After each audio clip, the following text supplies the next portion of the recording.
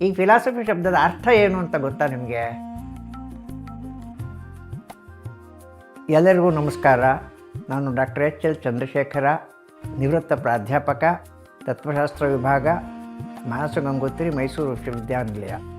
ಭಾರತೀಯ ತಾತ್ವಿಕ ಚಿಂತನೆಯ ಲೋಕಕ್ಕೆ ನಿಮ್ಮೆಲ್ಲರಿಗೂ ಸ್ವಾಗತ.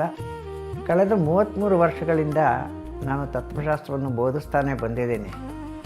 ಆದರೆ ಆಗ ನಾನು ನನ್ನ ಬೋಧನೆ ವಿದ್ಯಾರ್ಥಿಗಳ ಮುಂದೆ ನಿಂತ್ಕೊಂಡು ಪಾಠ ಮಾಡೋದಾಗಿತ್ತು. ಅಂದರೆ ವಿದ್ಯಾರ್ಥಿಗಳ ಮುಖಾಮುಖಿ ಭೇಟಿಯ ಮೂಲಕ ನನ್ನ ಬೋಧನೆ ಆಗಿತ್ತು.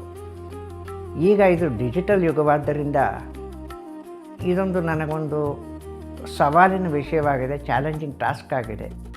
ಅದೇ ಭಾರತೀಯ ತತ್ವಶಾಸ್ತ್ರವನ್ನು ಅದರಲ್ಲೂ ವಿಶೇಷವಾಗಿ ಭಾರತೀಯ ತತ್ವಶಾಸ್ತ್ರವನ್ನು ಕುರಿತು ನಿಮಗೆ ವಿಷಯವನ್ನು ತಿಳಿಸೋದು, ಡಿಜಿಟಲ್ ವಿಧಾನದ ಮೂಲಕ ತಿಳಿಸೋದು ನನಗೆ ಬಹಳ ಸಂತೋಷದ ವಿಷಯವಾಗ್ತಾಯಿದೆ. ಈ ಸಾಹಸದಲ್ಲಿ ನಾನು ಎಷ್ಟರ ಮಟ್ಟಿಗೆ ಸಫಲನಾಗ್ತೀನಿ ಅನ್ನೋದು ನನಗೆ ಗೊತ್ತಿಲ್ಲ.